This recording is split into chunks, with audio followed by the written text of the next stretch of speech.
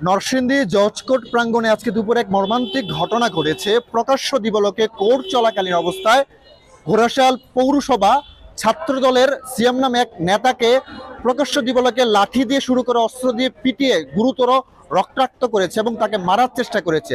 এটা সহ অনেকটা কোর্ট চলাকালীন অবস্থায় এই ঘটনা পরবর্তীতে যে সিএম রয়েছে আহত, তাকে গুরুতর আহত অবস্থায় প্রথম স্থানীয় নরসিংদী সদর হাসপাতালে নিয়ে যাওয়া হয়। পরবর্তী তাকে এখান থেকে সম্ভবত ঢাকা রেফার করা হয়েছে।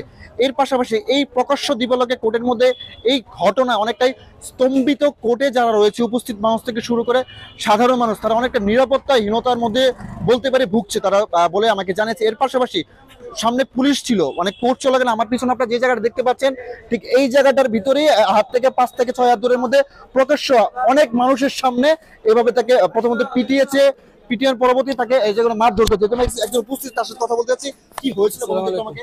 আমরা তখন ওই যে ক্যান্টিনের পিছনে বইসা চাটা খাইতেছে আর কি। তারপর কোর্ট চলাকালীন দুই তিনজন দুর্বৃত্ত আর কি আইসা হঠাৎ করে বলতাছে ওরে বাইরে আজকে মাইরা ফেলবো। মাইরা ফেলার পরে মানে ওরা দইরা ওই জায়গায় গেছে, যাওয়ার পরে ওনার গাড়ে আঘাত করছে, বাঁশ দিয়ে একটা বাঁশের দিয়ে আঘাত করছে। আঘাত দেওয়ার পরে সে চিৎকার দিয়ে আবার দৌড় দিয়েছে। দৌড় দেওয়ার পরে কুড়ের ভিতরে গেছে। ভিতরে যাওয়ার পরে আপনার বাড়িতেই নিয়ে আসছে। নিয়ে আসার পরে ওদের ফেস আমরা দেখি নাই চলাকালীন অবস্থায়, কিন্তু হ্যাঁ পুলিশ ওরা ভিতরে ছিল।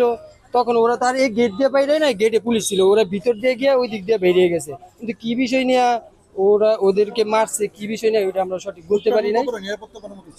এটা তো আমাদের নরসিংদী সদরের একজন বাসিন্দা হিসাবে আমরা আমাদের নরসিংদী জজ কোর্ট এটা আমরা জনগণ কাম্য না এই বড় একটা দুর্ভিক্ষ ঘটনার কারণে।